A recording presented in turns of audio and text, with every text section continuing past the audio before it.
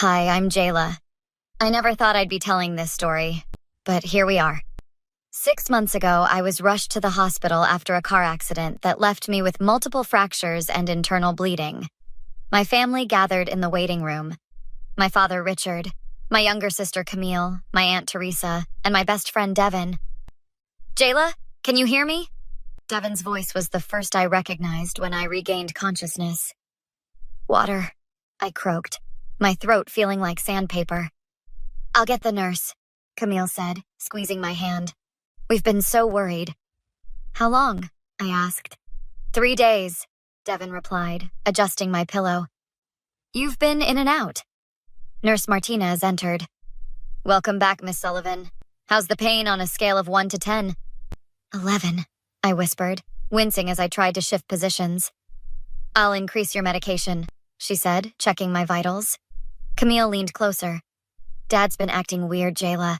He keeps talking to the doctors about costs and insurance. It's just stress, Devin countered. No, it's more than that, Camille insisted. He was asking about Grandma Sullivan's trust fund, the one she left you. The conversation halted when my father walked in, his face a mixture of relief and something else I couldn't quite place. There's my fighter, he said, taking the seat closest to my bed. We need to discuss some things, Jayla. Dad, she just woke up, Camille protested. Medical bills wait for no one, he replied curtly. Jayla, your treatment plan is extensive. We're looking at multiple surgeries, rehab, specialized care. My insurance, I started. Won't cover half of it, he interrupted. Your deductible is astronomical, and some treatments are experimental. Devin stood up. Mr. Sullivan, this can wait. It absolutely cannot, my father snapped. Camille, Devin, give us the room. They reluctantly left, with Devin whispering, text if you need me. Once alone, my father's demeanor changed entirely. Grandma Sullivan's trust was always meant to benefit the whole family, not just you. Dad, she specifically left it to me for my business venture, I reminded him, pain shooting through my chest as I tried to sit up. That ridiculous art gallery idea? This is life or death, Jayla. If you sign over control of the trust to me, I can ensure you get the best care. What are you saying? I asked, my heart monitor beeping faster. I'm saying, he leaned closer, voice low and deliberate, that without access to those funds, I can't guarantee you'll get the specialized treatments you need. Standard care only goes so far. Are you threatening to withhold medical treatment? The words felt impossible to say. I'm being practical, he replied coldly. Your grandmother's money can save your life, but only if I manage it. Dr. Wilson entered. Miss Sullivan, we need to discuss your next surgery. It's critical, but expensive, my father finished. Doctor, could you give us another moment? After the doctor left, my father took out papers from his briefcase. Sign these, Jayla. Transfer the trust to my management. I'll make sure you get everything you need. I looked at the papers through tears of pain and disbelief. What choice do I have? I whispered. That's my smart girl, he said, placing a pen in my trembling hand. Little did my father know, as I signed those papers with Nurse Martinez witnessing from the doorway, I was already planning how I would make him pay for this betrayal. He did what? Devin's voice echoed through my hospital room 3 weeks later. I was recovering from my second surgery. Practically blackmailed me while I was barely conscious, I replied. Nurse Martinez, you saw it, right? Martinez nodded. I witnessed enough to know something wasn't right. I documented my concerns in your medical record. That's huge, Jayla, Devin said. What did your sister say? Camille doesn't know yet. Dad's convinced her that he's managing my trust to protect me from financial stress during recovery. The door opened, and my Aunt Teresa rushed in. Jayla, honey, how are you feeling? Physically or emotionally? I asked with a weak smile. Both, sweetie, Teresa replied, settling beside my bed. I explained everything, watching Teresa's face transition from confusion to fury. Richard's always been jealous that your grandmother left you the bulk of her estate, she said. He contested the will initially, remember? Miss Sullivan, Martinez interjected. Dr. Wilson mentioned you could be discharged next week. Your father has been pushing for a facility that's less comprehensive than what Dr. Wilson recommended. Of course he has, I said bitterly. Cheaper option means more money left in the trust for him. I've seen family members take advantage of patients before, Martinez said. I can testify to what I observed if needed. Testify? Teresa asked. Jayla, are you thinking what I think you're thinking? I'm building a case, I confirmed. Devin, your sister's a lawyer, right? Tasha would absolutely take this case, Devin said, pulling out his phone. She hates predators who target vulnerable people. As Devin stepped into the hallway, Camille entered, stopping short at our serious expressions. What's going on? She asked suspiciously. Sit down, Camille, I said. We need to talk about Dad. If this is about the trust thing, he explained it to me, Camille said defensively. Is that why he's choosing substandard care facilities against doctor recommendations? Teresa asked pointedly. Camille hesitated. He said the other places were overpriced and... He's lying, Cam, I interrupted. He cornered me when I was barely conscious and threatened to withhold proper medical care unless I signed over control. No, Camille shook her head. Dad wouldn't do that. I was there, Martinez said quietly. What Mr. Sullivan did was inappropriate at best, coercive at worst. Devin returned. Tasha can see us tomorrow. She says to document everything. I can't believe this is happening, Camille whispered, tears forming. I need to know, Cam. Are you with me on this? Camille looked torn. He's still our dad, Jayla. He stopped being my dad the moment he used my pain as leverage, I said firmly. I'm asking if you'll tell the truth about what you've witnessed.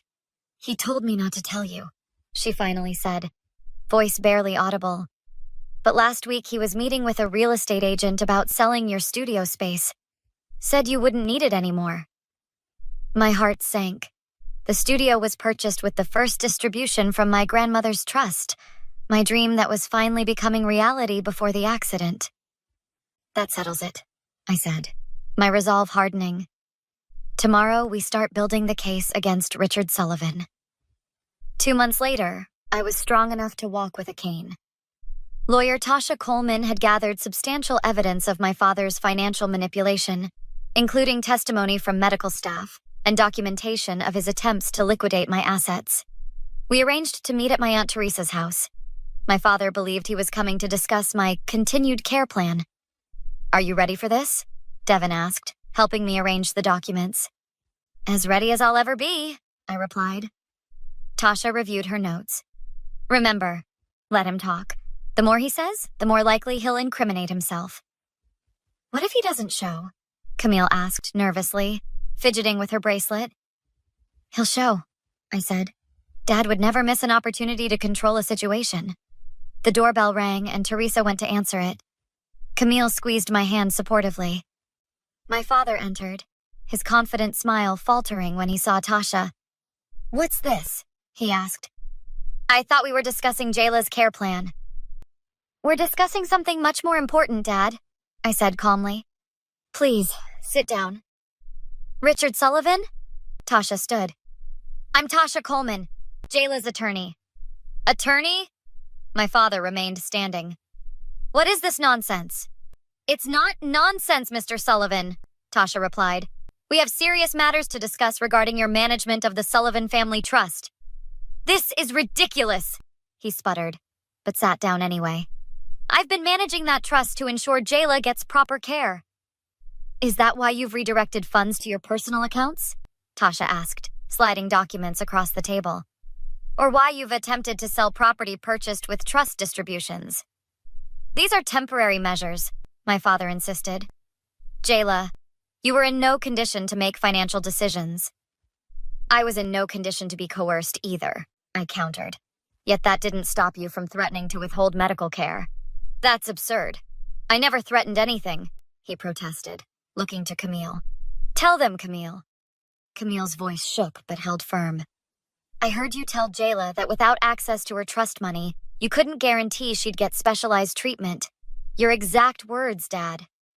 You're twisting things, he insisted, his face reddening. Including selecting the cheapest rehabilitation facility against medical advice? Teresa interjected. Or trying to sell her studio before she was even out of the hospital? Business decisions require timing, my father said dismissively.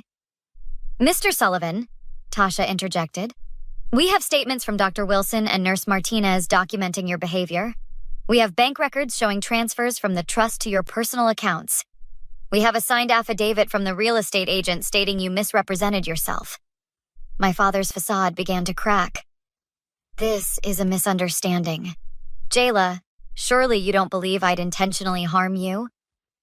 That's exactly what I believe, I said, looking him directly in the eyes. You saw me at my most vulnerable and thought only about how to profit from it. I'm your father, he shouted, pounding his fist on the table. A father doesn't exploit his child's suffering, I replied steadily. You've always been ungrateful, he hissed. That money should have been distributed equally among family members. And there it is, Tasha said, making a note. The real motivation. My father changed tactics immediately. Jayla, I was under tremendous stress. I made poor decisions. I'm sorry. We can fix this as a family. There's nothing to fix, I said firmly. The trust will be returned to my sole control along with all misappropriated funds. And if I refuse, he challenged, then we proceed with criminal charges for financial exploitation, fraud, and conversion of trust assets, Tasha replied. My father's face paled. You wouldn't. Try me, I said, my voice unwavering. This is outrageous. He stood suddenly, pointing at me. You'll regret this.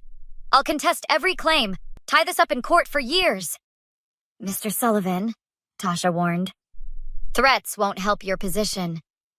Threats? He laughed bitterly. You haven't seen anything yet. I know judges in this county. He stormed toward me. You think you can turn my own daughter against me? I'll make sure you never see a penny of that trust money. Devin stepped between us. That's enough, Mr. Sullivan. My father shoved Devin aside roughly, causing him to stumble into the table. Teresa was already on the phone. Yes, officer. We need assistance immediately. My father froze, looking around at the witnesses to his outburst. Richard Sullivan, I said quietly. You just made this so much easier for us. The courtroom was smaller than I expected. 6 weeks after my father's outburst, we sat on opposite sides as Judge Hendricks reviewed the final documents. Miss Sullivan, are you satisfied with the terms of this settlement? The judge asked. Yes, Your Honor, I replied. Mr. Sullivan, you understand that by signing this agreement, you relinquish all claims to the Sullivan Family Trust and accept the restraining order? My father nodded stiffly. Verbal response for the record, please, Judge Hendricks prompted. Yes, I understand, my father muttered. Then this court approves the settlement. Mr. Sullivan will return all misappropriated funds within 30 days and pay Miss Sullivan's legal fees. The restraining order is effective immediately. The gavel struck, and it was over. My father stood quickly but paused when he reached me. Jayla, can we talk? Just for a minute, he asked, his voice uncharacteristically subdued. Tasha stepped forward. The restraining order is already in effect, Mr. Sullivan. 5 seconds, please, he insisted. Jayla, I know I made mistakes, but we're family. Someday, when things settle down... Save it, I interrupted. There's no someday for us, Dad. Not anymore. You don't mean that, he said. Everyone deserves a second chance. Like the second chance you gave me when I was lying in that hospital bed? I asked pointedly. I was wrong, he admitted. I see that now. Please, Jayla, don't throw away 30 years of family over one mistake. It wasn't one mistake, I replied calmly. It was a revelation of who you truly are. Mr. Sullivan, the bailiff approached. You need to leave now. My father's face hardened. You'll regret this, Jayla. Someday when you need family most. Goodbye, Richard, I said firmly, using his first name for the first time in my life. Outside the courthouse, Camille, Devin, and Teresa waited with supportive smiles. How do you feel? Devin asked. Like I can finally breathe again, I replied. The trust is secure, the studio is safe, and I never have to see him again. What will you do now? Camille asked. First, finish physical therapy. Then open that gallery we've been planning since college, I said, smiling at Devin. Speaking of the gallery, Teresa interjected, the Arts Council is still holding your grant application for when you're ready. As we reached the bottom of the steps, I stopped to look back at the courthouse. You know what this experience taught me? I asked. That family isn't always blood. Sometimes it's the people who stand by you when the blood relatives fail. Deep, Devin nodded appreciatively. Very fortune cookie. Oh, shut up, I nudged him playfully. Lunch at Lorenzo's? Teresa suggested. My treat. We should celebrate. Actually, I said, I'd like to stop by the studio first. As we walked toward Devin's car, I spotted my father watching from across the street. Our eyes met briefly before he turned away. Are you okay? Devin asked, noticing my pause. I'm better than okay, I replied, turning my back on the past. I'm free. That evening, sitting in my studio with my chosen family around me, I realized that sometimes the greatest revenge isn't about making someone suffer. It's about thriving despite their attempts to break you. To new beginnings, Teresa raised her glass. And to justice, Tasha added. To all of you, I said simply, for helping me reclaim my life. Camille raised her glass, her eyes meeting mine. To sisters who stick together no matter what. And to the family we choose, Devin added, his warm smile reaching his eyes. I looked around at these people who had stood by me through everything, who had helped me fight when I couldn't fight alone. You know, I said, running my fingers along the edge of my sketchbook, the gallery opening is in 3 months. I was thinking of a theme for the first exhibition. What did you have in mind? Tasha asked, refilling our glasses. Resilience, I replied. Art that shows how people rebuild after everything falls apart. Perfect, Teresa nodded approvingly. Absolutely perfect. What would you have done in my position? Would you have given your father another chance or drawn a firm line like I did? Let me know in the comments, and don't forget to subscribe for more stories of triumph over betrayal.